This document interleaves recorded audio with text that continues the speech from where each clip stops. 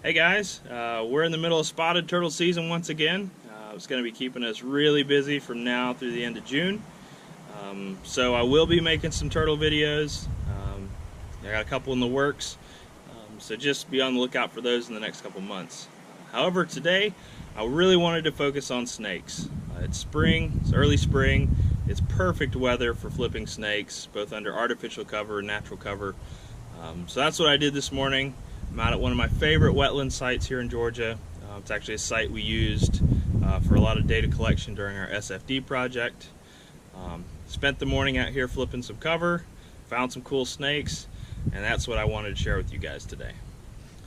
Now, first up, we have this little guy, the Florida green water snake. Now, this is just a small individual. This would have been born last year.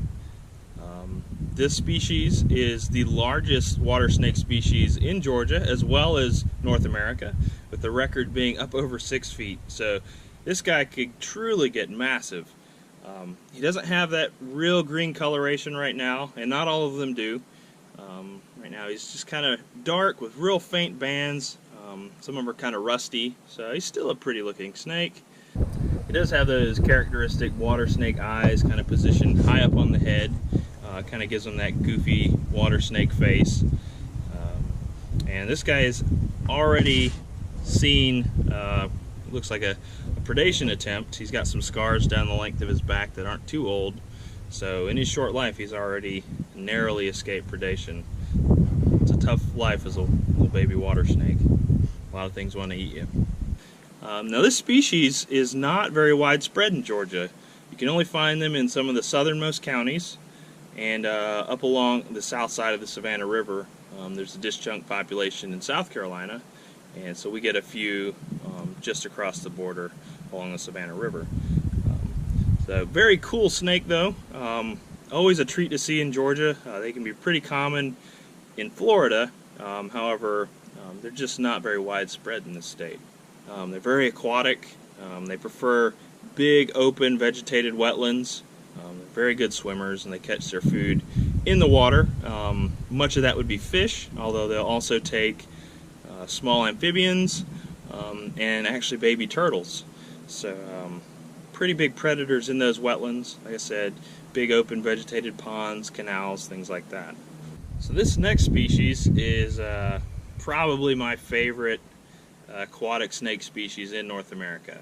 It's just a little one, much smaller than your water snakes and your mud snakes. This is the black swamp snake. Very, very pretty snake. You see that bright red belly, and their dorsal pattern is kind of a unicolor black, although if you get the right light on them, they actually have some really faint pinstriping, but that's usually not very visible. You have to really look close and have the right light. Very neat little snake. These guys can occur in pretty high densities in the right wetlands, although their range in Georgia is restricted mostly to the coastal counties, and then along the southeastern Georgia-Florida line is primarily where you're going to find them in Georgia. Really neat little snakes. This is an adult. They can get a little bigger than this, but very secretive, very, very aquatic. They don't often come up out of the water or the muck. They hang out in the vegetation. You can sometimes see them crossing roads, but they really cannot spend a lot of time away from water, where they'll actually desiccate pretty quickly. So very much tied to these wetlands. Since they live such an aquatic lifestyle, they're naturally going to be eating aquatic prey. That would come in the form of invertebrates, small tadpoles or larval salamanders. And the one prey item I always think is really cool is these guys actually consume a decent amount of leeches. It's not really your typical snake prey, but I always thought that was really fascinating. This next snake that I found is a striped crayfish snake.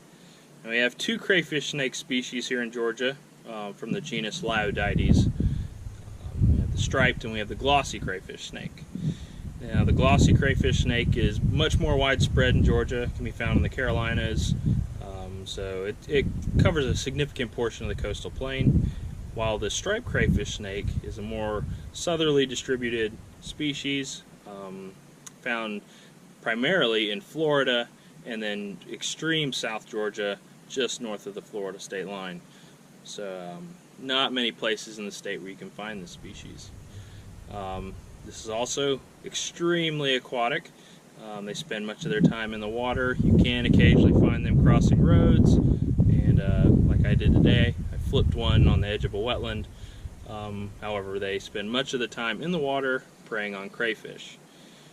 You can't see it very well in this light, and especially with a small one, but they do have a series of stripes running down their back, on their sides, and they're very iridescent, very pretty species in the right light, especially bigger ones. Really beautiful animal. Now, unlike most snake species, crayfish snakes actually swallow their prey backwards. They swallow it tail first, because crayfish fold up quite nicely. All the legs and claws kind of fold in really well when it's swallowed from the tail first. They actually have specialized little chisel-shaped teeth that they use to restrain the crayfish, hold on to them while they eat it. They'll loosely wrap a coil or two around it to hold it in place while they swallow it whole. So that's primarily what they're eating in these wetlands. However, they have been known to take small amphibians and invertebrates as well. But they definitely live up to the name crayfish snake.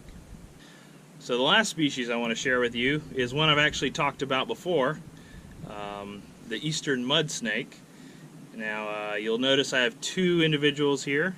If you look closely, we've got one that's black and red, and I have one that's black and white. And so this is a natural occurrence. This is what's known as, this individual right here, the black and white one, is anery or anerytheristic, which basically means this snake is lacking all red pigment. And this is a natural occurrence. It's actually not that uncommon. Some populations of mud snakes have about 10% of the individuals display anerythrism. However, this is the first time I've ever seen one in the wild. It's pretty cool. Thought I'd share that with you guys. These individuals here are less than a year old, both of them, although the anery one's definitely been eating a little better. She's actually got a meal in her right now. She's a little distended, so I don't want to handle her too much.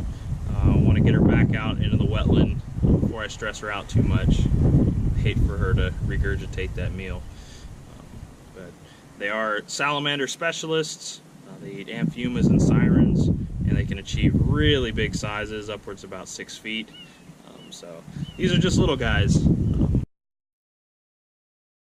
It's been a really stellar day, and we've seen some cool snakes. So I'm going to go let these guys go, and I'll see you guys next month.